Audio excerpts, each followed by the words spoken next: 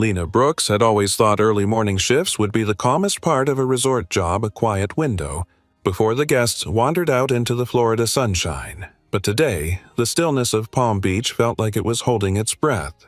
She tightened her ponytail, adjusted her apron, and tried to ignore the way her temporary supervisor Sienna watched her from across the deck with an expression that hovered between annoyance and amusement. The Hale Resort was the kind of place Lena had only seen in magazines before this internship, a glittering palace of white stone glass and quiet wealth pressed against the shoreline.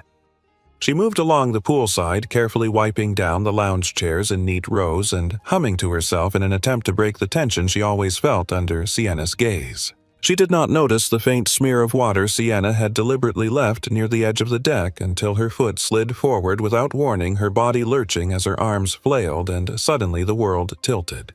She plunged into the pool with a splash far louder than she intended. The shock of cold water punched a breath from her lungs and she surfaced coughing, pushing her hair out of her face, trying to understand what had just happened.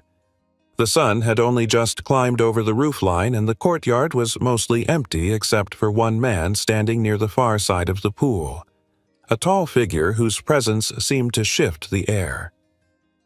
She had seen him earlier from a distance, dressed in simple dark clothes that somehow made him stand out more than any designer suit on the property. At the time, she had not known his name, just that he carried himself with the quiet authority of someone accustomed to being obeyed. Now he turned at the sound of her fall, his posture stiffening as he saw her struggling to get her footing. His eyebrows drew together in a sharp, worried line as he stepped quickly toward the pool. "Are you all right?" He called, his voice deep and controlled, but edged with something like alarm. Lena felt her face burn with embarrassment. She managed to grip the edge of the pool and began pulling herself out her wet uniform, weighing her down. "I'm fine," she insisted, although her voice trembled despite her best effort. "I just slipped." She expected him to look annoyed or inconvenienced because that was how every wealthy guest seemed to respond to unexpected chaos. Instead, he reached for a large towel from a nearby cart and tossed it toward her in a single fluid motion before quickly turning slightly away, giving her room to regain composure without feeling stared at. "Get dry before you get sick," he said tightly, as if forcing his voice into calm. His hands remained clenched at his sides as though he was fighting the instinct to rush closer, yet also fighting the instinct to retreat from the vulnerability of caring. Something about his tone made her freeze, not because it frightened her, but because it sounded like genuine concern, raw and unpolished, as if he had revealed a part of himself unintentionally. She wrapped the towel around her shoulders, her breath unsteady, the weight of the moment surprising her. "Thank you," she said quietly, though she was not sure he heard her. He nodded stiffly, still angled away from her as if giving her space mattered more than any display of authority. His reaction confused her. Guests rarely cared when employees stumbled, and certainly not men who looked like him. She studied him for a second, noticing the tension in his shoulders, the faint tremor in the breath he released as if the accident had shaken him more deeply than she understood. She wanted to ask if everything was all right with him, but the words stuck in her throat. Sienna approached with quick, sharp footsteps, pretending to be alarmed, though her eyes glimmered with triumph at the chaos she had caused. "What happened here?" she demanded. Lena tried to answer, but the man spoke first. "She slipped," he said steadily. "That is all. Make sure she gets a break to change into dry clothes." His tone held no room for argument. Sienna stiffened, recognizing authority even though she clearly did not know his name. "Of course, sir," she said through tight lips. Lena stared at him, stunned by the unexpected defense. Why would someone like him intervene for someone like her?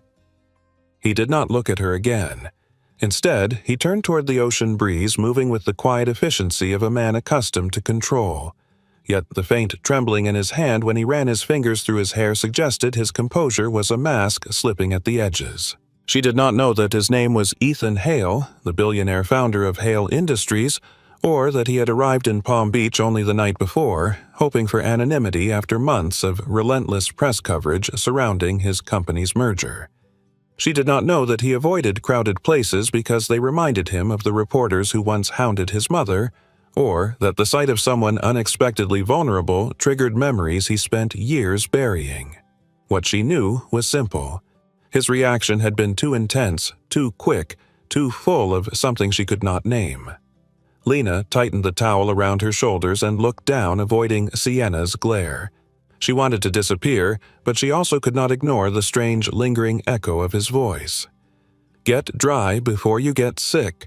Concern, not command. Worry, not anger. She wondered why a man who owed her nothing would care so much. Ethan walked away swiftly as if distance might steady his thoughts, yet every step felt heavier than it should. He had not expected to react that strongly. He told himself it was because he had seen someone fall and needed help. Nothing more but the image of her struggling to climb from the water clung to him long after he disappeared through the courtyard archway. He told himself that leaving quickly was the correct choice, but even as he stepped into the shade, the question gnawed at him. Why did a stranger's fall shake him so deeply, and why could he not forget the look in her eyes when she surfaced startled and vulnerable, yet still trying to hold on to her dignity? His jaw tightened as he pushed the thought aside. He should not care at all, but he did. Far more than he should. Ethan Hale had built his entire reputation on being unshakable, a man who could walk into a boardroom lined with investors twice his age and silence them with a single measured sentence. Yet, as he sat in his temporary suite at the resort later that morning attempting to join a video conference, he found himself distracted in a way that felt dangerously unfamiliar. His assistant droned on about quarterly projections, another executive demanded clarity on supply chain projections for the upcoming product launch, but Ethan could not focus. His gaze kept drifting toward the window overlooking the courtyard, where the pool shimmered below in the humid Florida light, where only hours ago he had watched a young woman slip into the water and surface with a look of startled determination that struck him harder than he liked to admit. He tried to tell himself it was simply the shock of witnessing an accident, that any responsible person would have reacted strongly. Yet the memory would not settle quietly.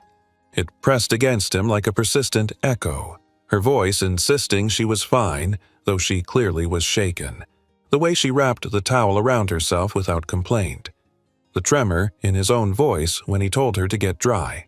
He rubbed his forehead, attempting to push the thought away. On screen, one of his directors asked a question that required a detailed answer, but Ethan muttered that he would send notes later and abruptly ended the call. It was unlike him to leave a meeting unfinished, but the truth was he did not trust his composure. It was infuriating how someone he did not know, someone who likely made a fraction of what his executives earned, had disrupted the carefully controlled rhythm of his mind. He stood abruptly and crossed the room, needing movement to shake off the agitation. As he stepped out of the suite and into the quieter service wing of the resort, he noticed Sienna Vale lecturing someone in a crisp, irritated tone. He slowed when he realized she was speaking to Lena, who stood with her hands clasped in front of her, still damp around the edges of her uniform, despite the change of clothes she had likely made in a hurry. "You created a safety hazard," Sienna snapped. "The deck was a mess. You know better." "It will not happen again," Lena said quietly, though her voice carried the exhaustion of someone used to taking blame even when she should not. Ethan felt something tighten in him. He knew the fall had not been Lenaya's fault. He also recognized unfair power dynamics when he saw them. Yet he forced himself not to step in. It was not his place. Employees had supervisors.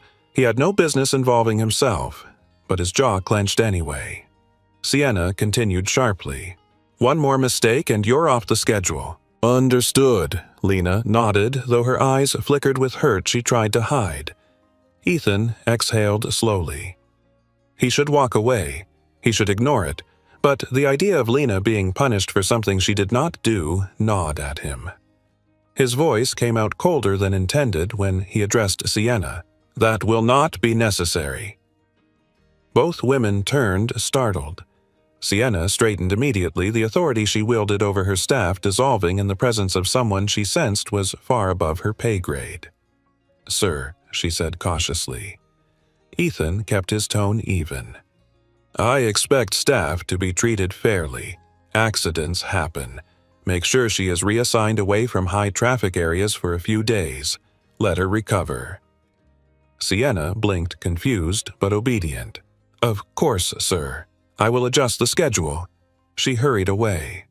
Lena looked at Ethan with wide, uncertain eyes as if unsure whether his intervention was a kindness or a complication. She opened her mouth as if to speak, but decided against it, turning instead toward the staff hallway. Ethan watched her walk away and told himself he was simply ensuring the resort maintained reasonable working conditions. Nothing more. Yet, even he did not believe that. He returned to the courtyard seating area, trying to steady the unusual churn stirring within him. He was not used to caring about strangers, especially not employees working in environments he passed through only briefly. His world was defined by strategy, asset allocation, and managing crises from a distance. Personal involvement created risk. Emotional involvement was worse. Still, he could not shake the memory of how shaken she had looked, or how instinctively he had wanted to shield her from embarrassment. He needed to regain control. He sat down and rested his elbows on his knees, staring at the tiled ground. "She probably thinks I'm irritated with her," he muttered under his breath.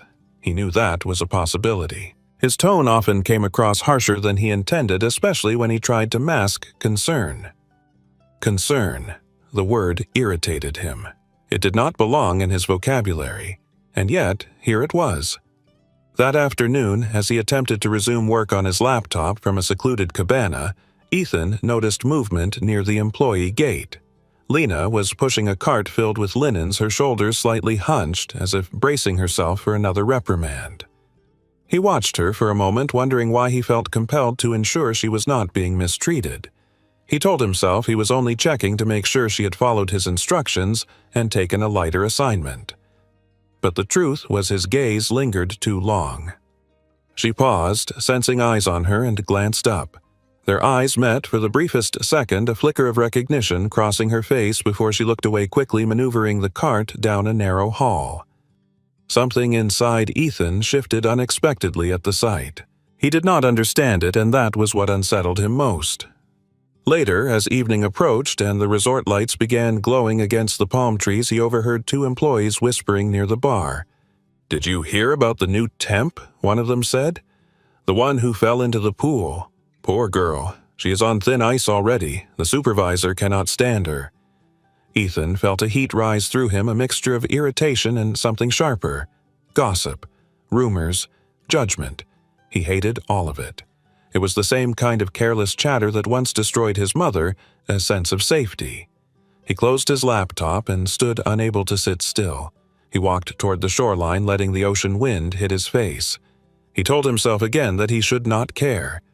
Yet every attempt to distance himself only pulled him deeper into questions he did not want to answer. Why did he care at all? And why, despite every instinct telling him to focus on work and maintain emotional distance, did he find himself searching for the moment her eyes would meet his again? The sun had already slipped behind the tall palms when Lena reported for her evening shift in the secondary kitchen, a cramped but efficient space hidden behind the elegant dining halls where no guest ever ventured. She needed the extra hours because temporary contracts paid barely enough to cover rent, and though her legs ached from the long day, she pushed through the exhaustion the way she had learned to push through everything in life. Stainless steel counters gleamed beneath the fluorescent lights, pots simmered quietly, and the air carried a mix of citrus and butter from the pastry station. She stacked trays with practiced precision, trying to keep her thoughts away from the morning as embarrassing fall, or from the strange moment when the mysterious man who had helped her had also seemed unsettled himself. She did not even know his name. She only knew that his reaction had felt different from the dismissive way most people in his position might behave. She shook the thought away and reached for a set of plates when a male coworker, Jason, approached far too closely. "You working late again?" he said with a grin that did not reach his eyes. "Hard worker, huh?" His tone made Lena tense immediately. She stepped aside, creating distance. "Just finishing prep," she said firmly.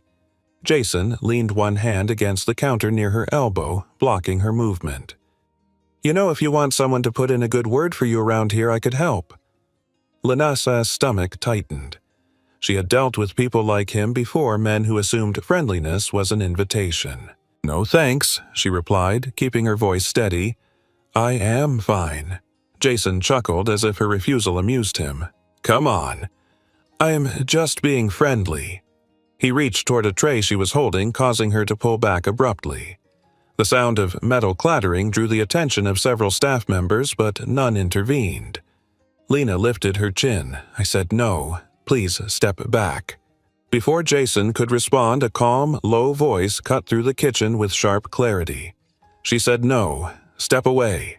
The room went still. Lena turned, and there he was, the same man from the pool deck, standing near the doorway in a simple dark shirt that somehow made him look even more imposing under the fluorescent lights. She blinked in disbelief. What was he doing here? How long had he been watching? The shift supervisor murmured something under her breath and quickly busied herself with a stack of receipts. Jason stiffened and took 2 steps back, recognizing instinctively that this man carried authority that could end his employment with a single sentence. "Sorry, sir," Jason muttered before retreating toward the prep table. Silence lingered until Lena found her voice. "You did not have to do that," she said softly, though her heart was pounding.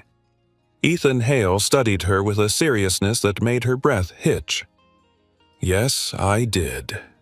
His tone was softer now, but firm, with absolutely no room for argument. "No one should speak to you like that." She searched his expression but could not decipher what she saw there. It was not pity. It was not anger. It was something else, something she had no word for. She hesitated before asking the question that had hovered in her mind since that morning. "Why were you here?" His jaw shifted at the question. "I was passing through," he replied, though it was clear he had altered his route intentionally. "I wanted to make sure you were assigned lighter duties after the fall, and clearly that was necessary." Her cheeks warmed. "You really do not have to keep checking on me. I'm just staff." He shook his head once, a small, tight gesture. "You are a person who deserves respect. That is enough." The sincerity in his voice startled her. She clutched the tray closer as if grounding herself. "I should get back to work," she murmured. He nodded, but did not move immediately. Instead, he hesitated, the faintest flicker of vulnerability slipping across his features before he spoke again. "About the pool this morning," he said quietly. "I reacted strongly. Too strongly. You startled me." She blinked. "I startled you?" He let out a breath, almost a laugh, but not quite. "When someone falls unexpectedly in front of you, of course it startles you. And you looked shaken. I did not want anyone to crowd you or make things worse. That was all." Lena absorbed his words, feeling her chest loosen with a mixture of relief and confusion. The man she had mentally labeled as distant and superior was revealing cracks in that facade. She had expected him to dismiss the incident as nothing, but instead he was explaining himself with a kind of guarded honesty that pulled her in despite her hesitation. "Thank you," she said quietly, "for earlier and for now." Ethan cleared his throat as if uncomfortable with gratitude. "Get some rest after your shift," he said instead. "It has been a long day." And with that he turned to leave. But before he stepped out he paused. His hand rested briefly on the doorframe, his shoulders tightening as though fighting an inner conflict. Then he looked back at her, his eyes holding something she could not yet name. "Be careful who you trust here. Not everyone has your best intentions." The warning sent a ripple through her. She nodded slowly, unable to speak. Ethan disappeared into the hall, leaving behind the faint sense that some invisible thread had been tied between them and neither of them had intended and neither of them fully understood. She returned to her work, but her mind would not settle. His voice replayed again and again, not as a command but as something strangely protective. She wondered why someone like him carried such heaviness behind his eyes and why he had gone out of his way to intervene for her twice in one day. As the kitchen grew quieter and the night deepened, Lena realized something unsettling. For the first time since arriving at the resort, she did not feel entirely alone. And somewhere in the quiet corners of the building, a man who should not have cared at all was grappling with the same realization. The next morning arrived wrapped in a warm, early light that spilled across the resort grounds, and Lena tried to settle into her routine, even though her thoughts were anything but settled. She moved through the staff corridors carrying fresh towels toward the conference wing, determined to focus on her work and not on the man whose unexpected interventions had lodged themselves in her mind. Yet, the moment she rounded a corner, she nearly collided with him again, as if fate had decided their paths would cross no matter how carefully she tried to avoid him. Ethan Hale stood near the entrance of a private lounge, finishing a brief conversation with a resort coordinator who hurried away the moment she saw Lena approaching. Ethan turned, and for a second his usually reserved expression softened as though he had been expecting her. "Morning," he said with a calm tone that held an undercurrent of something warmer. Lena froze for the briefest moment before managing a polite greeting. "Sir?" She hated how formal she sounded, but he did not seem bothered. Instead, he nodded toward the folders tucked under his arm. "I am hosting a private charity event this weekend, and apparently the resort is short-staffed. They tell me you are efficient and reliable. I would like you to assist." Lena blinked, surprised. "Me? Why, I'm just temporary staff. There are people with far more experience." His gaze did not waver. "Experience matters, but reliability matters more. You do not cut corners, you do not complain, and you do not change your behavior around people with money." That last part was delivered with a quiet intensity that made her pulse skip. "I do not hire people out of pity," he added. "I hire competence." Lena felt heat rise in her face, not embarrassment, but a strange mixture of pride and disbelief. She had spent most of her life being overlooked or underestimated. Hearing those words from someone like him unsettled her in a different way. Still, she hesitated. "I do not know if I'm the right person," she said cautiously. Guests at events like that expect perfection. He tilted his head as though considering her words carefully. Then he said, "If I did not think you were capable, I would not ask." The simplicity of it left her momentarily speechless. She was used to being told what she lacked, not what she possessed. After a long, quiet beat, she nodded. "All right, I will help." Something flickered in his eyes, almost relief, though he hid it quickly. "Good. There are details we should review before the weekend. Meet me in the East Lounge at 2. With that, he walked away with the unhurried stride of a man who rarely needed to rush, and yet something about his departure felt almost lingering, as if he were reluctant to put distance between them. When Lena arrived at the lounge later that afternoon, she found it transformed from its usual sleek, quiet space into a miniature operations hub. Folders lay open on the table, digital mock-ups of the event. Design glowed on a large screen, and Ethan stood at the center of it all, reviewing documents with the focused calm of someone who rarely made mistakes. He looked up when she entered and gestured for her to join him.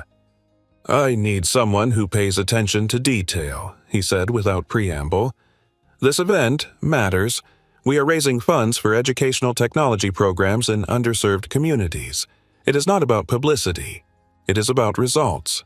His voice carried conviction, and for the first time Lena understood that his reputation for emotional distance did not come from lack of care, but from caring too much about the right things. She stepped beside him and focused on the screen. As he explained the layout, he occasionally shifted closer to demonstrate something on the floor plan, and each time the faint proximity stirred an odd flutter in her chest. It was entirely unexpected, entirely unwelcome, and entirely impossible to ignore. At one point, the sea breeze drifted through the open balcony doors, sending a gust that lifted the edge of her skirt. Instinctively, she pushed it down at the same moment Ethan stepped subtly in front of her, shielding her from the doorway without touching her. His gaze flicked to hers for just a moment, the quiet protectiveness unmistakable before he returned to the discussion as though nothing had happened. It was the kind of accidental intimacy that did not break any rules, yet left the air between them suspended in something unspoken. Later, she helped secure small wireless microphone packs onto event participants. When she reached for the pack, he was about to use her fingers brushed fabric near his collarbone by accident. The contact was fleeting, barely a whisper of touch, and yet the shift in his breath was immediate. He straightened, but did not move away.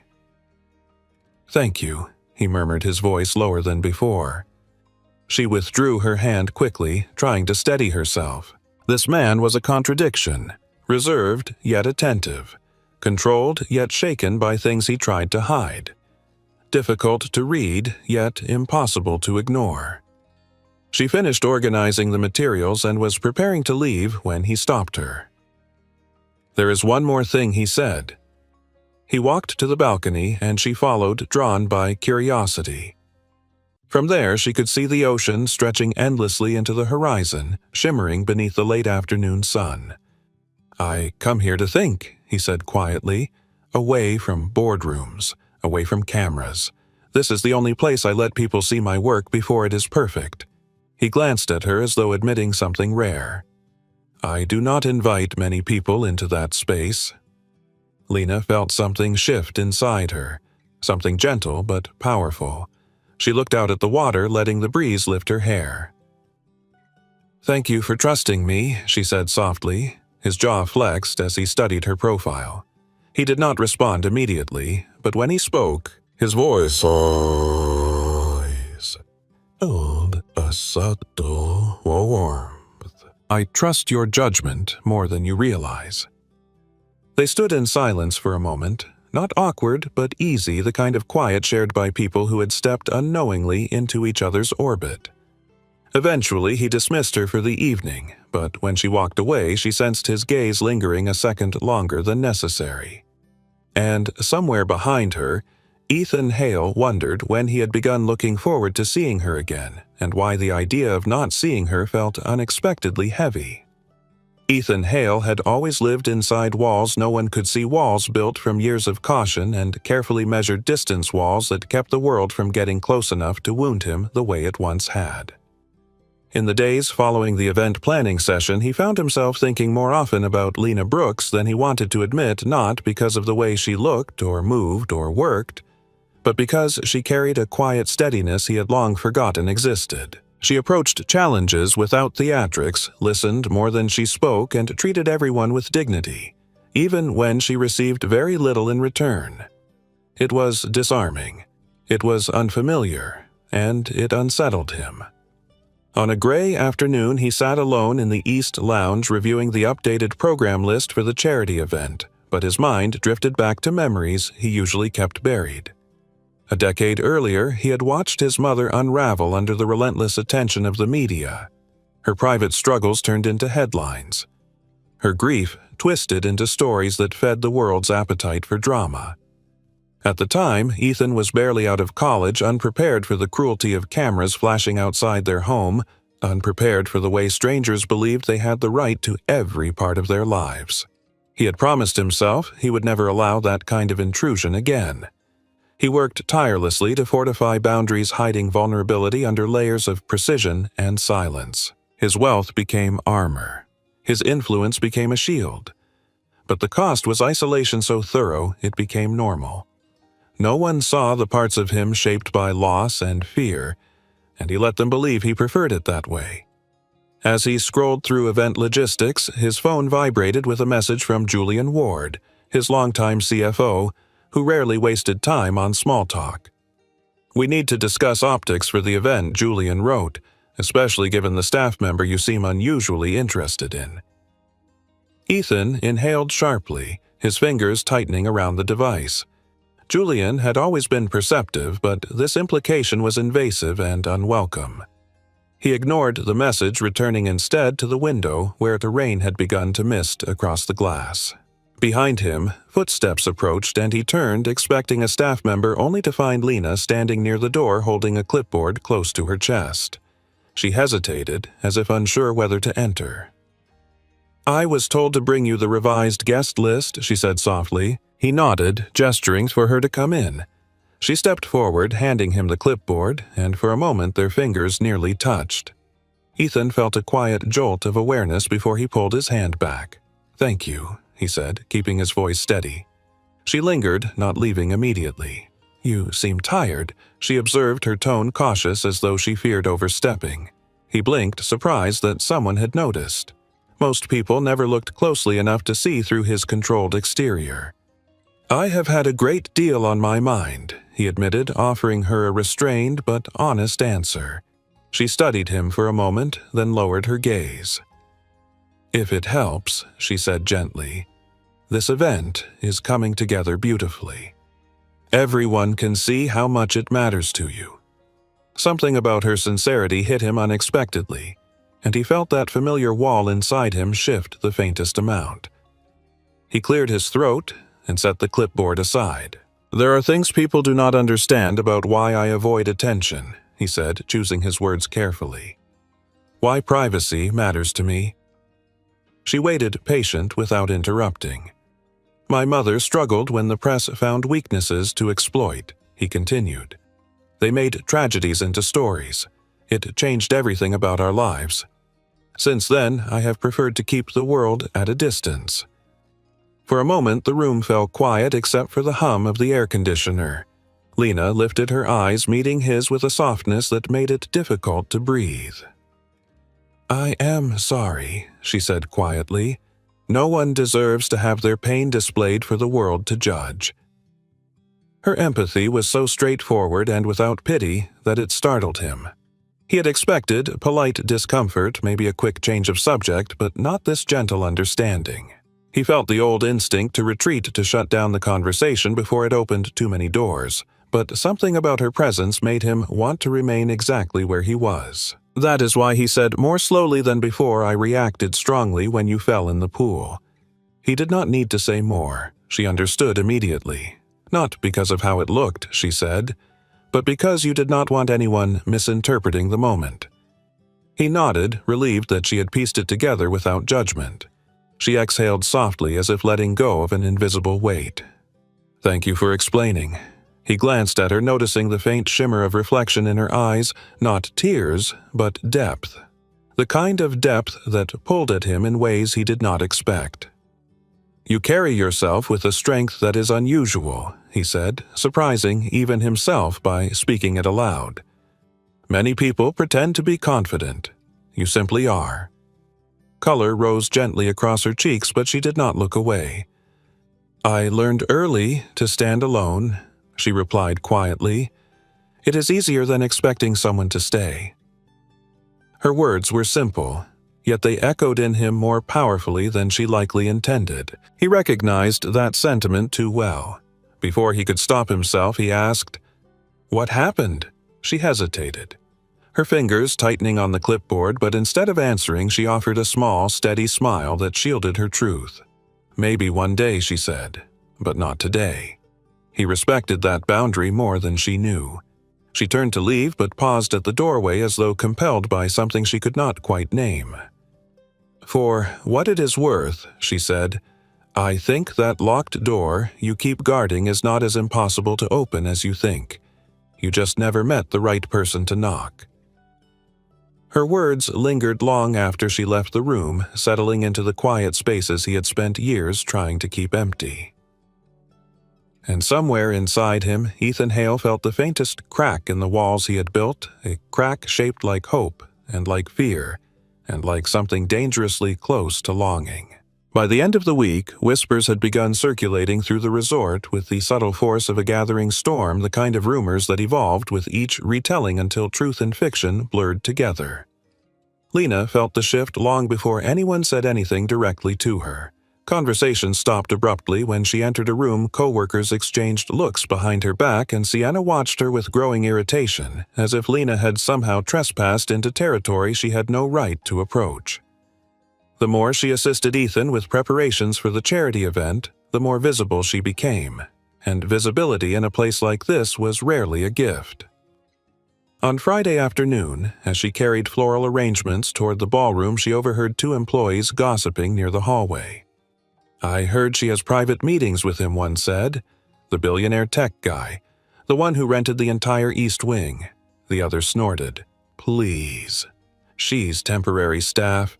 What would someone like him want with her? Unless she is trying to get his attention." Lena froze a step away, her heart sinking, even though none of the words surprised her.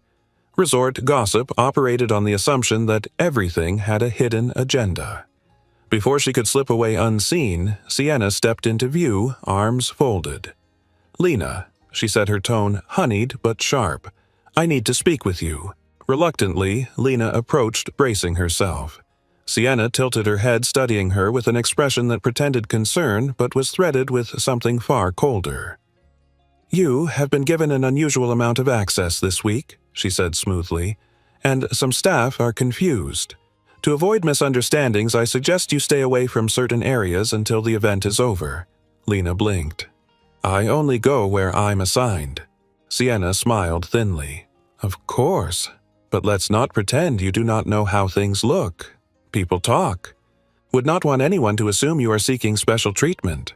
Lena bit her tongue, fighting the instinct to defend herself. Sienna wanted a reaction, and Lena refused to give her one. She simply nodded and continued on her way, even as resentment tightened in her chest. She did not ask for Ethana's attention. She did not even fully understand it herself.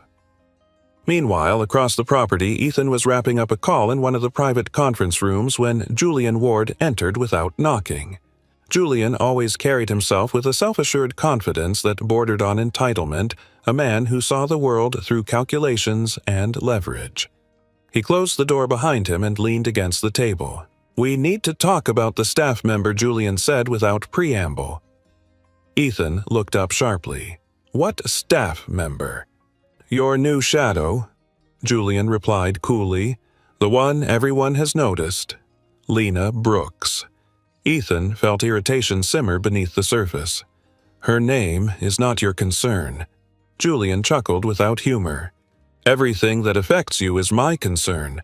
Optics matter. You cannot be seen giving too much attention to an employee. It raises questions." Ethan stared at him, his patience thinning. "I am not involved with anyone." Julian lifted an eyebrow. "Yet you intervene on her behalf. You request her specifically. You spend hours with her."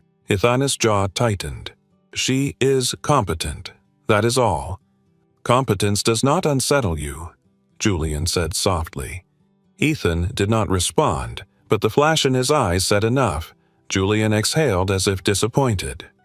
"Look, Ethan, your mother has experience taught us both that the world never leaves powerful men alone.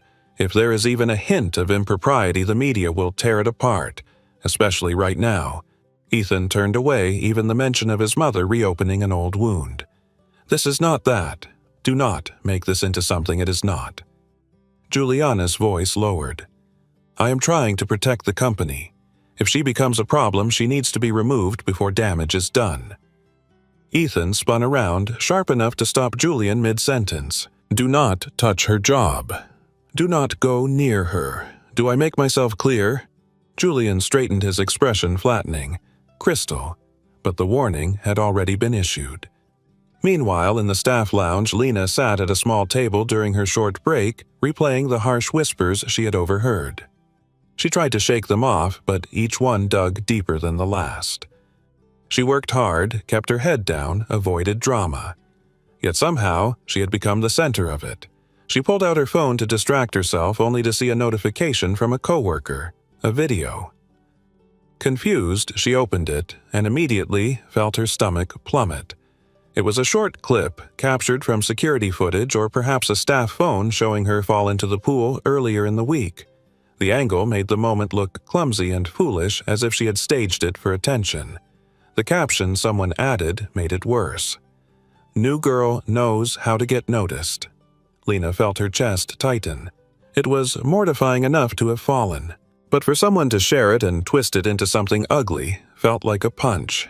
She locked her phone and pressed a hand to her forehead, trying to steady her breathing. When she stepped outside to clear her head, she nearly collided with Ethan, who was striding through the hallway with focused urgency. The moment he saw her, he stopped, eyes narrowing as he took in her expression. "What happened?" he asked, his voice low and controlled but carrying a protective edge. She shook her head, not wanting to burden him, but he waited, refusing to move until she answered. "Someone posted a video," she said quietly, "making fun of me, saying I did it for attention." Ethan went very still. For a moment he said nothing, but Lena saw the change in his posture, the way his shoulders stiffened and his jaw clenched. "Show me." She hesitated, then handed him her phone.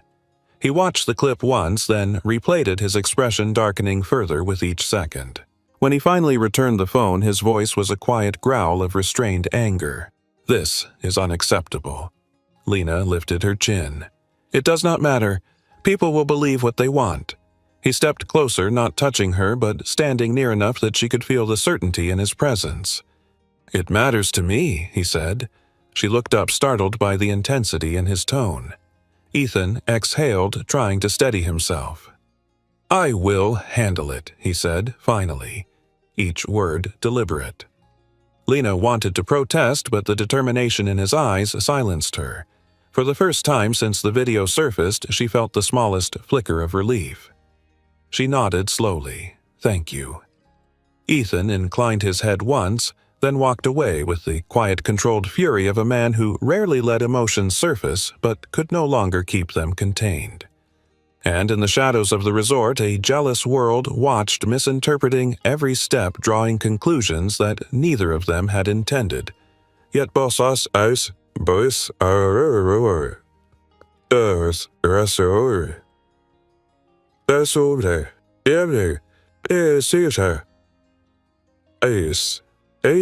Desalinas Visayas. Darasana Saures. As since ours this. The evening of the charity gala arrived with an electric tension that hummed through every corner of the resort, a quiet pressure building beneath polished surfaces and flawless preparations. Twinkling lights draped across the palm trees, soft orchestral music floated through the courtyard, and guests dressed in elegant attire drifted toward the ballroom like bright, moving fragments of another world, a world Lena had only ever glimpsed from a distance. She stood near the service entrance, adjusting the simple but refined black dress the event coordinator had assigned to her, a dress that was modest yet flattering, made for staff to look polished but unobtrusive. She smoothed the fabric nervously and tried to steady her breath. It was just a shift, she told herself. Just another night of work.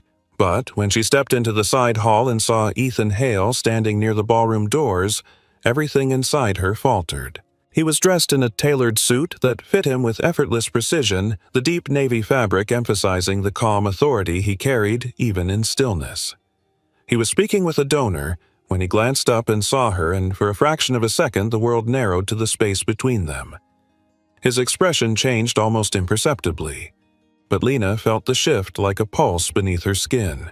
His eyes lingered longer than they should have, his words to the donor slowing before he recovered and finished his sentence.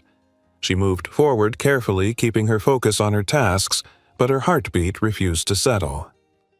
Throughout the evening, she worked the floor gracefully, guiding guests toward their tables, managing last-minute adjustments, and ensuring the program unfolded smoothly. She was focused, composed, professional. Yet, every time she looked up, she felt his gaze on her as if drawn by instinct.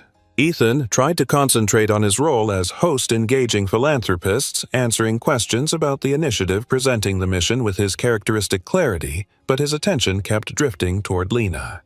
He watched her navigate the event with quiet confidence, watched her offer calm directions to volunteers, watched her steady a tray for a nervous server, watched her smile politely at guests who barely acknowledged her. And each time his chest tightened in a way that made no logical sense. It bothered him how intensely he noticed her, how easily she disrupted the rhythm he had spent years perfecting. As the auction progressed and applause filled the ballroom, Ethan stepped into a side corridor for a brief moment of quiet. He had not intended to stay long, but a familiar discomfort pulled at him, the buzz of conversations mingling with the low hum of cameras wielded by donors who enjoyed documenting their charitable presence. He leaned against the wall, closing his eyes for a second to ground himself. When he opened them, Lena was there, checking a list on a clipboard, unaware of his gaze. He watched her tuck a loose strand of hair behind her ear, a small, ordinary gesture that for some reason struck him harder than anything happening on the ballroom stage. He told himself to look away. He did not. She sensed the shift in the air before she saw him. When her head lifted, their eyes met, and something in her chest loosened and tightened at the same time. For a moment, the weight of the night disappeared, replaced by an unspoken recognition. She gave him a polite nod, intending to move past him toward the ballroom doors, but before she could, a guest bumped into her tray, causing glasses to clatter dangerously. Lena steadied them quickly, but the man who had collided with her, a middle-aged businessman with alcohol on his breath, scowled carelessly. "Watch where you're going," he snapped as though she had inconvenienced him. "I am sorry, sir," Lena began, but he waved her off dismissively. "Staff should pay attention," he muttered. Then he stepped closer, blocking her path as he glanced over her appearance with an appraising look that made her instantly uncomfortable. "You know," he drawled, lowering his voice, "maybe you could help me find the private tasting room. I am sure someone as pretty as you could show me around." Lena stiffened, gripping the tray. "I can direct you to an event coordinator, sir." His smile thinned. "I said you could show me." Before she could respond, a familiar voice sliced through the air with startling precision. "She will not be assisting you." Both turned to see Ethan standing fully upright, his expression controlled but his eyes sharp as a blade. The businessman stared in confusion until realization dawned. "Oh, Mr. Hale, I did not recognize you. I was just—" He trailed off at the cold clarity in Ethana's gaze. "Walk away," Ethan said, not loud but firm enough that the man backed up immediately, murmuring apologies before hurrying toward the ballroom. Silence followed, then Lena exhaled slowly, trying to steady her hands. "Thank you," she said quietly, though the words felt too small for the relief she felt. Ethan stepped closer, though he kept a respectful space between them. "Are you all right?" he asked, his voice lower now, more human. "Yes," she managed. "Just surprised." His jaw tightened. "People like him have no right to speak to you that way." She shook her head gently. "It happens more often than you think." That made something in him flare, a mix of anger and something more protective than he wanted to admit. He inhaled to settle the feeling. "You should not have to get used to that," he said softly. Their eyes met fully then, and the moment stretched the noise of the gala dimming as if the world had stepped away to give them space. He looked at her in a way no one ever had, as if he saw not just her work or her uniform, but the person behind it. The strength and vulnerability and resilience she carried quietly. She felt her breath catch at the depth in his expression. She should look away. She did not. Instead, she found herself whispering, "You keep showing up when I least expect it." Something flickered across his face, something like truth slipping past his defenses. "I notice things," he said quietly, "and I cannot seem to unnotice you." The admission hit her heart with a force she could not explain, and for a moment neither moved. Then a volunteer called her name from down the hall, breaking the spell. She stepped back reluctantly. "I should go," she said, her voice steadier than she felt. Ethan nodded, though his eyes followed her longer than he intended. "Yes, go." But even as she disappeared into the crowd, he remained exactly where he was, quietly shaken by how deeply he had been pulled toward her and how impossible it had become to look away. The gala finally wound down just before midnight, leaving behind the faint buzz of champagne conversations and the lingering glow of success reflected in the generous donations collected yet for Ethan. The night felt unfinished, as if a thread had been pulled loose somewhere in the middle of the evening, and he had been quietly unraveling ever since. He watched Lena from a distance as she guided volunteers through cleanup, her posture steady, even though exhaustion tugged visibly at her shoulders. He admired the way she never once complained, never once acted overwhelmed, even though the event had demanded far more from her than her actual role required. When the ballroom lights dimmed and the last guests drifted into chauffeured cars, he found himself stepping toward her before logic could intervene. "Lena," he called softly. She turned, startled to see him still there. Most hosts left hours ago, yet he remained standing in the quiet aftermath as though waiting for something. "You're still working," he said, approaching with measured steps. She offered a faint smile. "Just finishing up. The volunteers need direction." "They listen to you," he said, noting it with quiet certainty. She shrugged modestly. "People just want to feel valued." He absorbed that simple truth and wondered when he had forgotten it. After a moment, he cleared his throat. "There is something I want to show you, now." She hesitated, glancing at the half-folded tablecloth in her hands. Ethan spoke before she could protest. "You have worked nonstop for days. Let someone else finish. I would like to thank you properly." His tone was polite but carried an undercurrent of something deeper, something that made her pulse stir. She nodded slowly, setting the cloth aside. "All right, lead the way." He guided her through a side corridor she had never entered before, past a locked security door that opened with his keycard and up a short staircase that led to a rooftop terrace overlooking the ocean. The air was warm and touched with salt, and strings of low amber lights glowed softly around the perimeter, illuminating a small table set with 2 plates and covered dishes kept warm under silver lids. Lena stopped in surprise. "You did this?" she asked, her voice barely above a whisper. Ethan looked almost apologetic. "I asked the kitchen to prepare a late meal. I thought you might be hungry. You have barely eaten all day." Her breath caught.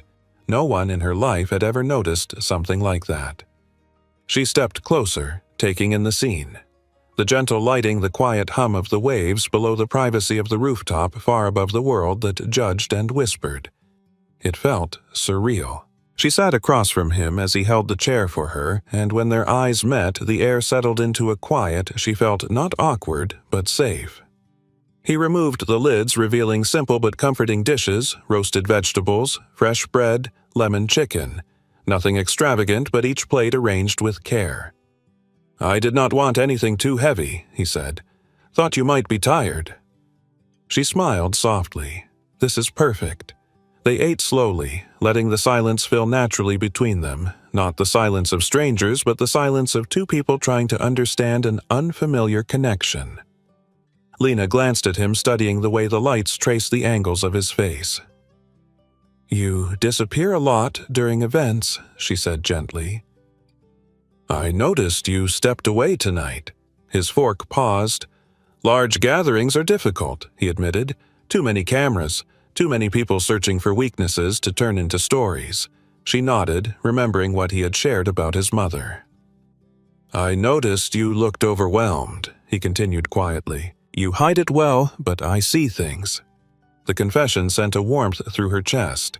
She had spent her entire life blending into the background, yet somehow this man saw straight through the spaces she thought were invisible.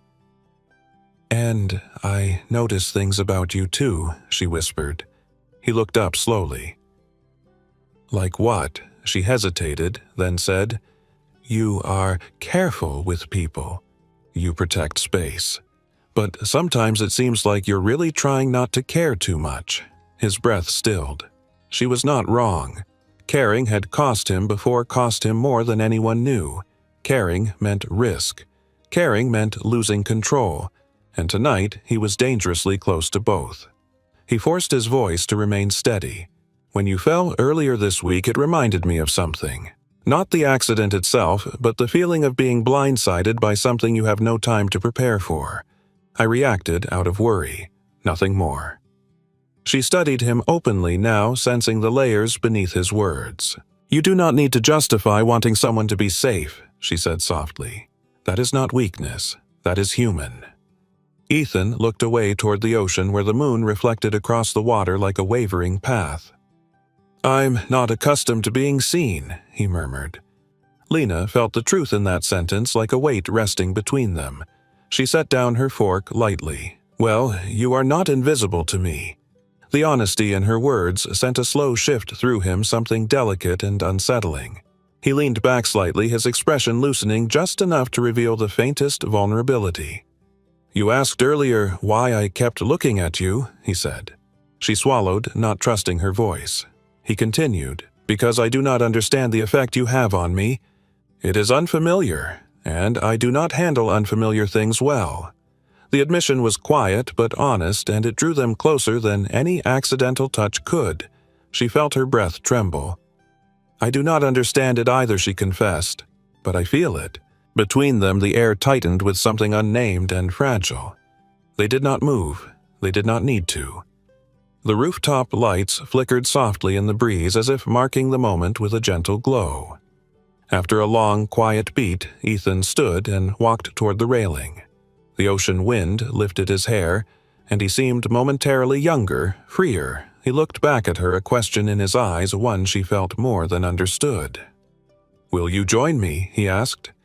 She rose and stepped to his side, resting her hands lightly on the cool metal railing. For a moment, they simply breathed the same air, listening to the waves crashing far below. It felt intimate, not because of proximity, but because of presence. Two people choosing to share silence instead of running from it. When she finally spoke, her voice was barely audible. "What happens after tonight, Ethan?" He looked at her with an expression as complex as the tide shifting below.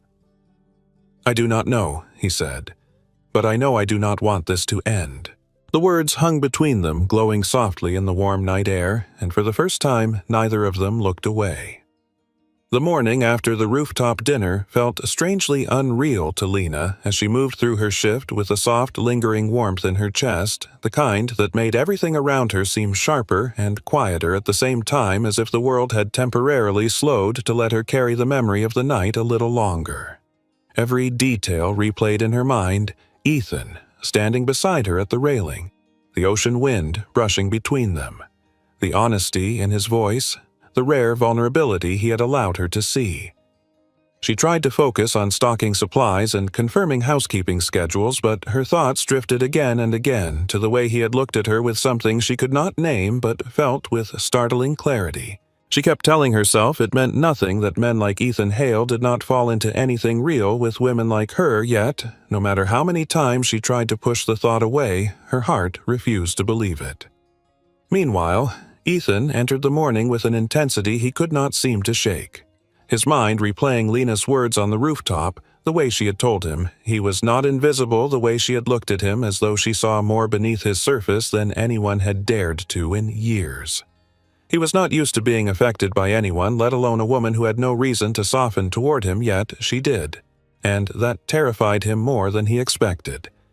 Stepping into the private conference room inside the resort business center, Ethan found Julian Ward already waiting, tapping impatient fingers against a tablet. Julian looked up with a polite smile that faltered slightly as he studied Ethan. "Long night?" Julian asked with mock casualness. Ethan ignored the tone. "What is the agenda?" he replied. Julian slid a file across the table. "Something has come up. You should see it." Ethan opened the file, expecting financial updates, but instead found printed screenshots of online posts, blurry security clips, and a short internal memo written by one of the corporate public relations associates. His eyes narrowed as he scanned the text. Rumors regarding Mr. Hale and a resort employee continued to circulate. Video of an accidental pool fall resurfaced overnight. Several outlets are pursuing the story. Ethan felt something inside him tighten sharply. He looked up slowly. Who resurfaced this? Julian shrugged with feigned innocence. Hard to say. Lena's name is trending internally. People assume she is seeking attention. Ethan slammed the file shut, startling even himself. She is not doing that. Julian gave a well-practiced, sympathetic expression. Public perception does not distinguish intention. The optics are bad. The board is concerned. Ethan suppressed the urge to swear. She should not be dragged into this. Julian leaned back. Then distance yourself. Leave the resort early. Stop appearing around her. You know how these stories explode. Ethan felt cold anger settling beneath his ribs. Someone here is feeding this. Julian lifted a shoulder. Maybe. But the damage is already moving. If you stay near her, you will make it worse for both of you. The words were deliberate, precise, meant to exploit the one pressure point Ethan had tried to keep buried. His past. His mother's destruction by the media. The cruelty of cameras turning a person into a narrative. The memory hit him with brutal clarity, and for a moment the fear that had shaped him for years rose like a shadow behind his ribs. Julian saw it and pressed further. Walk away from her, Ethan. It is the only smart option. Ethan did not respond. He simply closed the file, stood and walked toward the window, staring out at the resort where palm trees swayed gently in the morning breeze, unaware of the storm building above them. He hated the fear rising in him, hated how quickly the past could choke the present. But he also hated the idea of Lena being hurt worse than he hated anything else. Downstairs, Lena stepped out of a staff hallway when Sienna intercepted her with a triumphant smile, curled a little too tightly. "Seems you have made the news, sweetheart," Sienna said, tilting her phone. A freeze frame of Lena's fall from the pool camera appeared under a headline insinuating she had orchestrated it for attention. Lena felt her stomach drop. "This is ridiculous," she said, trying to breathe. Sienna lowered her voice into a mock sympathetic whisper. "People think you are climbing your way up by catching a billionaire's eye. Congratulations, you are famous now." Lena's throat tightened with humiliation. "I did nothing wrong." Sienna tapped her arm lightly. "That has never mattered in stories like this. The worst part was she was right." Lena spent the next hours dealing with guests who whispered, staff who avoided eye contact, volunteers who suddenly treated her differently. Each murmured rumor felt like a stone placed on her chest, pressing slowly until she could barely breathe. When she stepped into a storage room to catch her breath, she found herself trembling. She had never asked for any of this. She had only ever wanted to work and survive. Ethan found her moments later, alerted by a staff member who mentioned seeing her upset. "Lena," he said quietly, stepping inside. She straightened, quickly wiping her face, though no tears had fallen. "Sir, I can continue my shift. It is fine." He looked at her for one long moment, and something in his expression softened in a way that made her chest ache. "It is not fine. You should not be going through this." She shook her head. "I do not want to cause problems for you." He exhaled hard, running a hand across his jaw. "You are not the problem. The system is. People like Julian, people who twist the truth." But his voice faltered as he looked at her again, and the weight of the situation settled between them like an impossible wall. Lena stepped back slightly. "What are you saying?" Ethan forced the words out with difficulty. "If I stay here near you, the rumors will explode. The board will escalate. You will be targeted more, and I will not allow that." The words hit her like a cold wave. "So, you are leaving," she whispered. He closed his eyes briefly. "I have to. It is the only way to stop this from getting worse." The pain that crossed her face was small but devastating. "So, this is goodbye." Ethan shook his head fiercely. "No, it is not what I want, but it is what will protect you." She nodded, though her heart felt like it was cracking along a quiet fault line. "Then I will resign." He stepped forward instantly. "You should not have to do that." She lifted her chin in quiet dignity. "Maybe not, but I will not stay somewhere I am being torn apart for something I did not do." He felt the words like a blade. "Lena, please." She stepped back again, her voice soft but resolute. "It is all right, Ethan. I understand." But understanding did not make it hurt any less. Hours later, Lena left her uniform folded neatly in the locker room, placed her badge on the counter, and walked out of the resort just as the sun dipped low, painting the sky in warm pink light. Ethan watched from a distant balcony, unseen, his chest tightening with a hollow ache as he realized that though he had made the choice to protect her, he had also created the distance that tore them apart. Ethan returned to Manhattan the next morning on an early flight that felt heavier than any business trip he had taken in years, the weight of what had happened with Lena pressing against him like an ache he could neither outrun nor silence. The city greeted him with its usual restless rhythm, but for once he felt disconnected from it, moving through the familiar surroundings as if walking inside a glass shell. Hale Industries' headquarters towered above the busy streets, a symbol of control and precision. Yet, as Ethan stepped into the executive floor, he felt anything but stable. Julian was already waiting in the boardroom, surrounded by a half-circle of senior executives and corporate attorneys. The moment Ethan entered the room, the tension shifted, a silent acknowledgement of the storm gathering around them. "Sit," Julian said smoothly, gesturing toward the head seat. "We need to address an urgent discovery." Ethan kept his expression neutral, though a faint dread stirred in him. "What discovery?" Julian tapped a button on the tablet in front of him, and the large monitor at the end of the room flickered to life, displaying a series of time-stamped digital logs, internal messages, and access records. "These are server pulls from the resort security system," Julian explained more to the room than to Ethan. "Someone used company access credentials to retrieve the old video of the staff accident and leak it to a private channel used by media freelancers." Ethan stared at the screen, cold fury rising in him. Who had the credentials? Julian paused as if reluctant before saying the access belongs to one of your senior-level staff. Ethan leaned forward, his voice sharp. Who? Julian turned the screen again and highlighted the name. His own. Julian Ward. A ripple passed through the room as Ethan rose slowly from his chair. That is impossible, Julian said quickly, holding up a hand. Someone must have duplicated my credentials. He attempted a forced laugh. Anyone with the right clearance could have. Ethan cut him off. Only 4 people have that level of clearance, and you are one of them. Show me the full log. Reluctantly, Julian expanded the files, revealing message chains that had been concealed within nested folders, the kind used by people who understood digital forensics well enough to hide wrongdoing, but not well enough to erase it completely. The messages showed communications between Julian and a freelance gossip broker, along with a transfer receipt linking a payment account back to a shell company Julian had created. Each line of evidence struck the room with brutal clarity. Ethan felt a controlled rage unlike any he had experienced in years. Not the explosive kind, but the kind that sharpened every nerve into resolve. Why, he asked, his voice dangerously even? Why target her? Why involve me? Julian straightened stiffly. I did not target her. I targeted the situation. You were becoming unpredictable, Ethan. Your attention was drifting. You missed 2 investor calls last quarter. The Hale Industries merger requires unwavering discipline. If you appear compromised or emotionally entangled, we lose leverage. I did what I had to do to protect the company.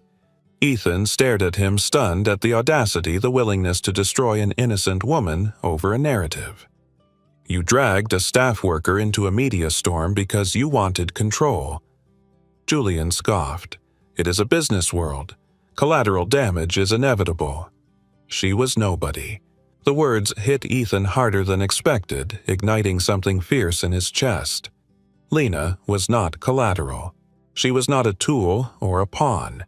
She was a person who had been humiliated and forced to walk away from her job because of Julian's manipulation. Ethan turned to the board members. This is a breach of ethics, confidentiality, and public trust. He broke company policy and weaponized private data. I want him removed immediately. Julian stiffened. You cannot fire me without a full internal investigation. Ethan lifted the printed evidence from the monitor output and placed it on the table. The investigation is concluded. Everyone in this room has seen the truth. One of the attorneys cleared her throat. Legally, we are within rights to terminate with cause and pursue damages. Julian paled, realizing his power was slipping. This is personal, Ethan. You are letting emotions lead. Ethan met his gaze steadily. For once, I am letting integrity lead. Something you forgot existed. With that, he handed the signed termination order to the HR director. Security escorted Julian out of the building while he protested loudly, but the door closed behind him with a finality that reverberated across the room. When the executives dispersed, Ethan remained standing at the end of the long glass table, the skyline reflecting behind him. For the first time in years, he felt the old fear loosening its grip, not disappearing but shifting, replaced by something clearer. He had spent too long letting the past dictate his emotional boundaries, letting the trauma of his mother's public unraveling rule every decision he made. But Lena had somehow pushed through that mental fog not by force, but by simply being someone he did not want to lose. He left the building without scheduling the afternoon meeting, something that startled his assistant, but he only said, "Clear my day." He moved quickly through the Manhattan streets, driven by a quiet urgency. Lena had walked out of the resort without expecting to hear from him again, and he realized that if he waited even one more day, the distance between them might turn into something unbridgeable. The company car pulled up to the private hangar where his jet was stored, and for the first time in months the pilots saw a different expression on his face, one not made of steel, but of determination laced with something almost fragile. "How soon can we take off?" he asked. 20 minutes, sir. Make it 10. As the engines powered up, Ethan stared out across the runway where the fading afternoon sunlight cast long shadows across the pavement. He thought of Lena's exhaustion, the hurt in her eyes, the way she had said, "I will not stay somewhere. I am being torn apart for something I did not do." He had let her walk away, but now he knew the truth, and he would not let the consequences of someone else's cruelty become her story. Not again. Not like what had happened to his mother. The jet lifted into the sky, carrying him back to Palm Beach, back to the place where she had stood in the warm evening light, with quiet dignity despite everything tearing at her. And, for the first time in years, Ethan Hale was not running from emotion. He was running toward it. The sky over Palm Beach glowed with the warm amber light of late afternoon. When Ethan finally arrived, the sun resting low enough that the ocean shimmered like sheets of copper stretching toward the horizon, and as he stepped out of the car, the first breath he took was the deepest he had felt in days. He had come straight from the airport without stopping at the resort or the office because his mind carried only one clear direction: find Lena and make things right before the silence between them hardened into something impossible to undo. He asked a few staff members if they had seen her, and one pointed him toward the small boardwalk pier where a coastal cafe overlooked the water, a quiet place where locals worked part-time shifts outside the noise of the tourist scene.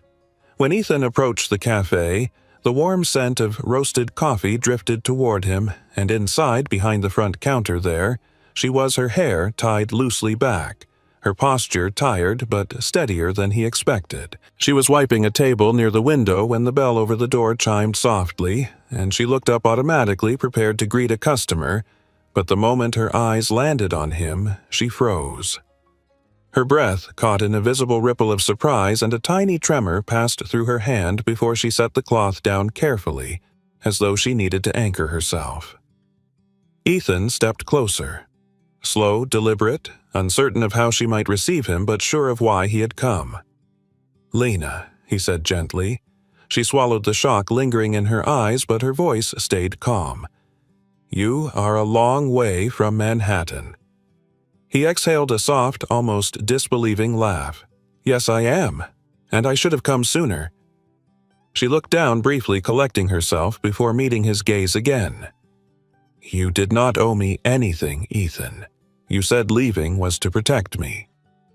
I understood, but understanding did not erase the hurt he saw in her eyes, and it struck him with a quiet guilt that grounded his next words. "I was wrong to disappear," he said. "I thought distance would shield you from the rumors, from the pressure from people who twist the truth. But I see now that I only let you stand alone in the middle of it." She blinked, slowly processing the sincerity in his voice. "Why are you here now?" Ethan hesitated, not because he lacked an answer, but because he needed to speak it in a way that carried the truth fully. "Because everything you went through was caused by something inside my company. Julian leaked the video, orchestrated the rumors, and exploited your work for his own agenda. The boardroom, the evidence, the confrontation all replayed in his mind, but none of it mattered more than this moment. I came to tell you," he continued, "that you were never to blame for any of it." She stared at him, stunned not by the revelation but by the conviction with which he delivered it. "I knew something was off," she whispered. "People do not turn that cruel without someone pushing." Ethan nodded.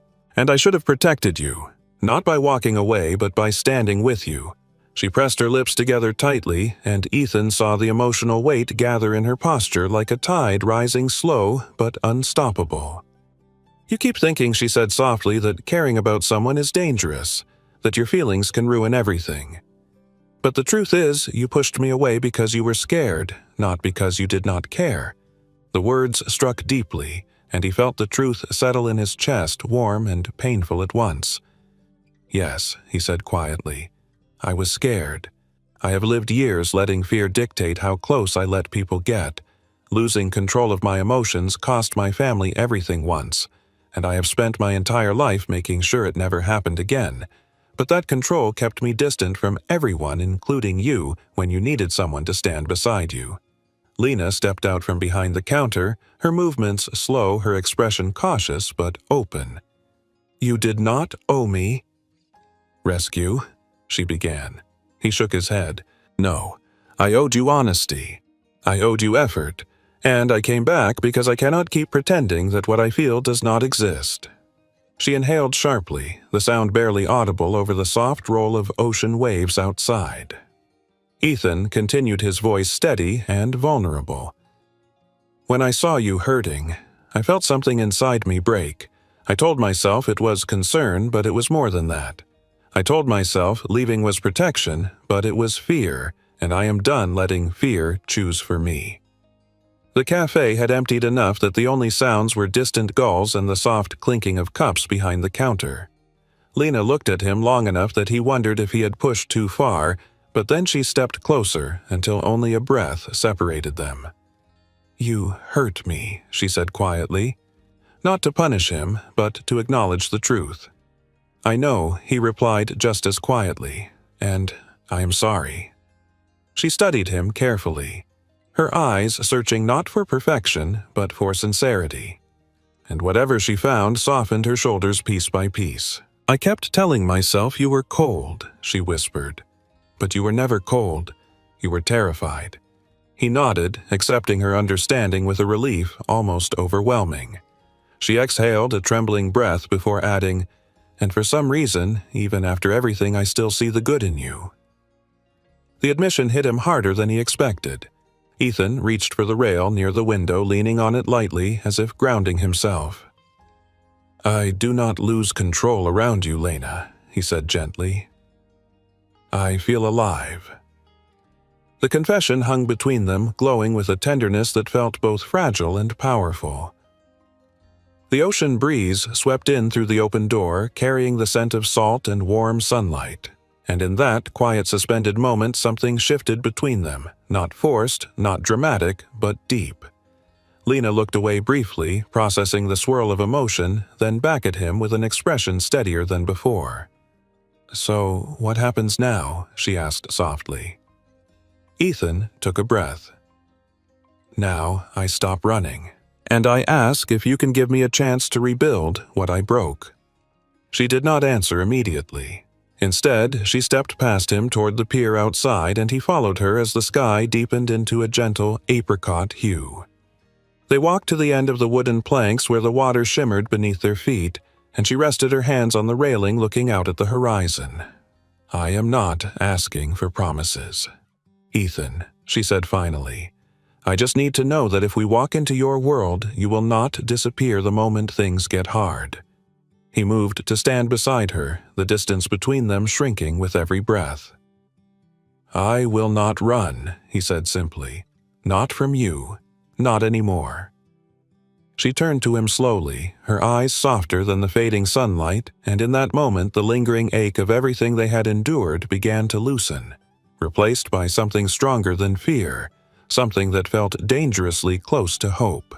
Ethan held her gaze steady, and for the first time since the day she fell into that pool, the world between them felt aligned, as if every step, every mistake, every fracture had led to this quiet, undeniable truth. "Whatever happens next," he said softly, "I am choosing it with you," and this time, Lena did not look away. The next morning arrived with a calm brightness that felt almost symbolic, as if the world itself had softened around the fragile new understanding between them. And for the first time, Ethan did not wake with the familiar tightness in his chest, but with a clear, steady conviction that whatever storms waited in Manhattan, he would face them with Lena beside him, not hidden away, not pushed aside, but present in the truth of his life, his. When he invited her to fly back with him, she hesitated, not because she feared him, but because she feared the world. He came from a world of sharp headlines and sharper people, but Ethan reached for her hand, lightly offering not pressure but reassurance, and said, "I will be right beside you the entire time." That single promise steadied her more than she expected. The jet ride to New York was quiet but not uncomfortable, the kind of quiet filled with shared glances and unspoken thoughts as they watched the clouds drift beneath them. Lena looked out the window, wondering how her life had shifted so drastically in a matter of days.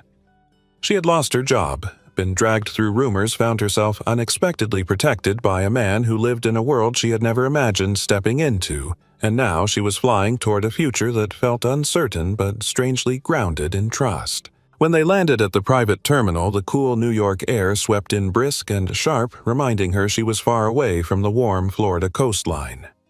Ethan guided her through the sleek corridors of Hale Industries while employees glanced curiously in their direction, whispers already rising like faint echoes. But he ignored them all, keeping his focus on her. She walked beside him with her chin slightly lifted, refusing to shrink even though everything around her shimmered with wealth and precision. Ethan led her to a glass-walled conference floor where several senior members of his leadership team and a handful of shareholders were waiting. Their expressions varied, some curious, some skeptical, and some unmistakably judgmental. Lena felt the weight of their gazes instantly, and her stomach tightened, but she kept her posture steady, telling herself she had survived far worse. Ethan stepped forward with authoritative calm. "Thank you all for coming on short notice. Before we begin, I want to address the recent events and the false rumor that has circulated regarding myself and Miss Brooks." A wave of murmurs rippled across the room as Ethan gestured toward Lena. She remained at his side, her hands loosely clasped to hide the faint tremor she felt. One of the shareholders, a woman in her 60s with sharp eyes, folded her arms. "Ethan, we understand you removed Julian Ward for misconduct, but the board still needs reassurance that this situation will not jeopardize our upcoming merger." Ethan nodded. "And you will have that reassurance. But first, you will hear the truth." Lena braced herself as one of the male shareholders spoke in a tone that attempted politeness but barely concealed skepticism. "Ms. Brooks, we appreciate you being here, but we need to understand your intentions. Did you develop a relationship with Mr. Hale for personal gain or advancement?" Lena inhaled, slowly steadying her breath. The question was insulting, but not unexpected. She lifted her gaze, meeting his eyes squarely. "No, sir. I did not pursue anything. I was simply doing my job when the rumors started. I never asked for the attention or the accusations that came with it." Another shareholder leaned forward. "And if you continue spending time with Mr. Hale, do you understand the pressure that comes with public scrutiny? Reporters will look into your life. They will rewrite your story. They will question your motives.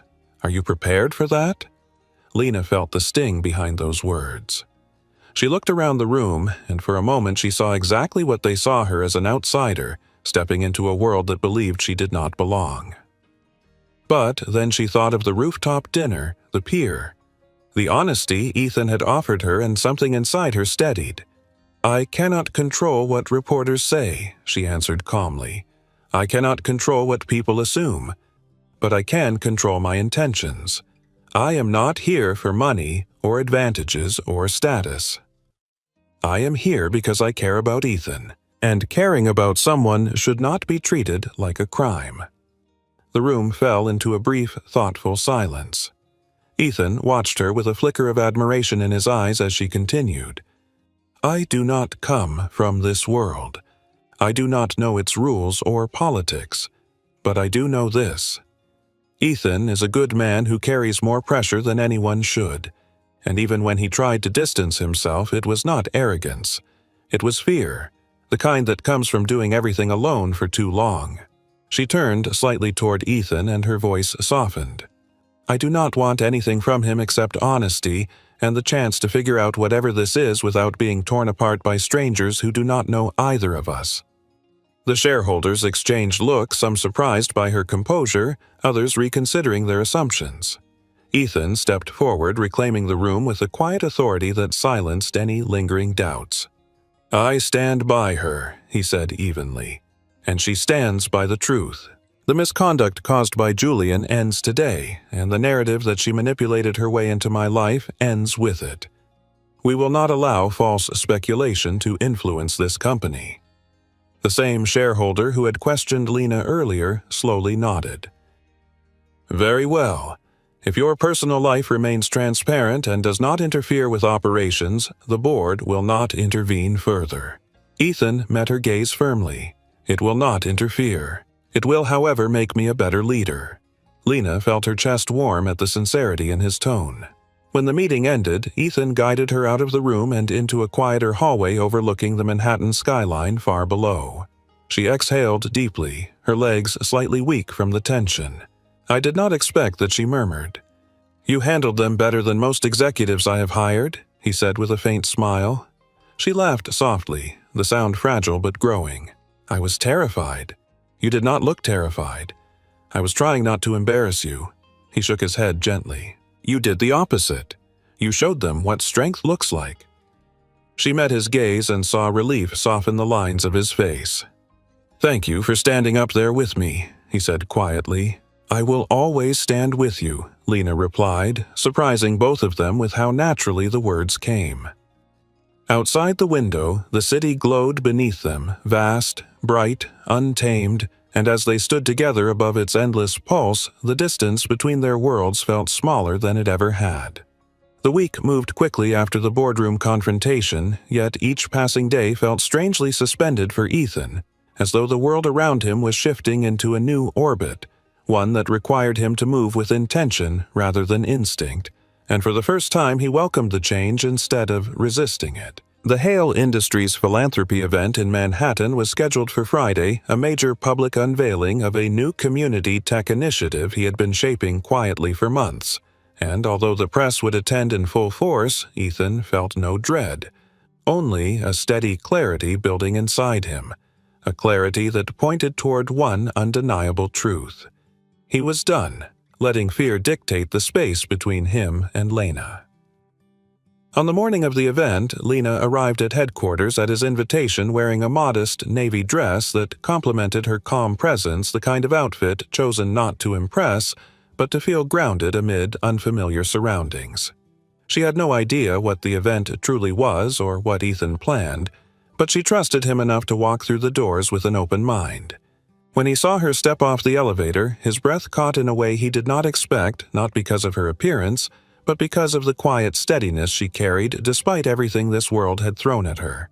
You came, he said softly, approaching.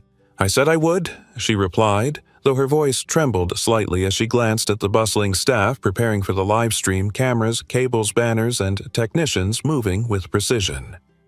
Is this a big event? She asked. Ethan hesitated a moment before answering.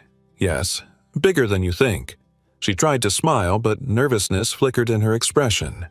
Ethan noticed and stepped closer, lowering his voice. You do not need to be afraid. Whatever happens today, I am right here.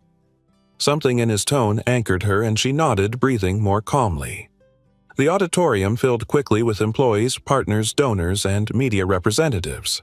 The stage was framed with modest digital displays, nothing flashy but polished enough to reflect the scale of the initiative. Ethan moved backstage to speak with the lead coordinator, leaving Lena with a seat reserved in the wings. From where she stood, she could see part of the audience, the clicking of cameras already beginning the way reporters whispered predictions about upcoming announcements. She worried again whether being here might cause more rumors, but Ethan had insisted, and her trust in him had grown roots deeper than she realized. When he finally stepped onto the stage, the room quieted instantly the way it always did when he took command of a space, but today there was something softer in his posture, something more open as he looked out at the countless faces waiting for him. Thank you all for being here. Ethan began, his voice steady. Today is not only about the launch of a new initiative, it is about remembering what our work stands for. An employee beside Lena whispered, He looks different today. Less tense. More human. Lena felt her heart shift. Ethan continued speaking about community access to technology, about the responsibility companies had to support those without resources, and as he spoke, the room leaned into him, drawn by the conviction in his tone. But then he paused, and something in the air changed. There is something else I want to address, he said. Something not on the official agenda. A ripple of whispers spread quickly. Ethan glanced briefly toward the wings where Lena stood, and her breath caught. Over the past weeks, misinformation has spread involving myself and an employee, he said calmly. Rumors built on fabrication, lies created for gain. People tried to weaponize her dignity and use it to control my decisions. That ends today. Camera shutters exploded in a rapid series as reporters leaned forward, sensing the shift. Ethan continued, his voice unwavering. "I want to be clear. She did nothing wrong. She handled cruelty with grace. She was honest when many around her were not. She reminded me of what it means to see people beyond status or expectation. And because of that, because of her, I became a better leader." Lena felt tears sting her eyes, not from sadness, but from disbelief that someone like him, someone with everything to lose, would speak this truth so publicly. Ethan looked at the crowd and then directly to where she stood, unseen by most of the room. "I want to introduce someone who changed the way I move through this world." He extended his hand subtly, just enough that she knew he was calling to her. "Lena Brooks, would you join me?" A hush fell across the auditorium as she stepped forward, every eye turning toward her, but, strangely, she did not shrink. Her steps were slow but firm, carrying her across the stage where Ethan waited. When she reached him, he did not touch her, but his presence wrapped around her like a quiet shield. Cameras swiveled furiously. Reporters whispered loudly, "Is that her?" "That is the girl from the resort." Ethan stood tall beside her. "She is the person who reminded me that leadership without humanity is nothing more than control. She helped me remember something I lost along the way. Myself." Lena felt her breath tremble, but she held his gaze, finding something in his eyes that steadied her. Ethan turned slightly toward her, speaking softly but loud enough for the audience to hear. "When you fell into that pool, I thought I was witnessing an accident. But the truth is, I was witnessing the moment my life collided with someone who would change it." A soft wave of emotion moved through the room. He continued, "I made choices based on fear. I let my past dictate how close I allowed people to get. But you changed that. You made me want to choose differently." Lena swallowed hard, her vision blurring slightly from the weight of everything he was saying. Ethan took a slow breath, gathering the courage that had been building inside him for days. "So, today, in front of everyone whose opinions I once feared, I am choosing you. Not as a headline, not as a complication, but as the person who makes me want to be better." The room held its breath, waiting for her response, but the only people who existed in that moment were the two standing at the center of the stage. Lena stepped closer, the faintest smile warming her features. "Then, let us choose this together," she whispered.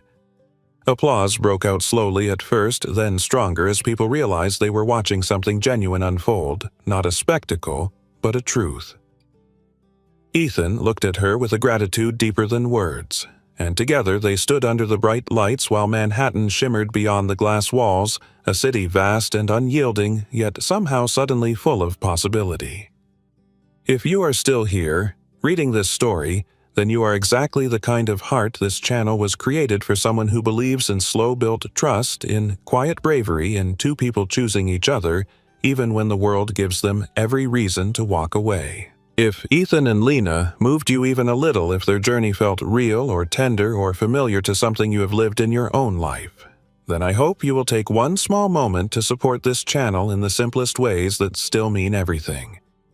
Your like tells the algorithm this story mattered to someone. Your comment tells me, the writer, that the hours spent crafting every scene, every emotional beat, every moment of hesitation and hope were worth it. And your subscription builds a home here, a place where stories like this one continue to live, not because they are perfect, but because they remind us of the parts of ourselves we sometimes forget to protect. So, if you felt for Ethan, the man who spent years hiding behind control only to discover that strength is not silence but honesty, tell me in the comments. If you felt for Lena, the woman who kept showing up in the world even when it turned against her, tell me too. What moment hit you the hardest? Was it the rooftop dinner, when they finally shared the truth behind their walls? Was it the pier, where Ethan admitted he had been afraid of happiness for so long that he no longer recognized it? Or was it the final moment on the stage when he chose her, not in whispers, not in secret, but in front of everyone who once doubted her? I would love to know which scene you carried with you after the story ended. And if you are from the United States, from Florida or New York or anywhere in between, Leave a comment telling me where you are watching from.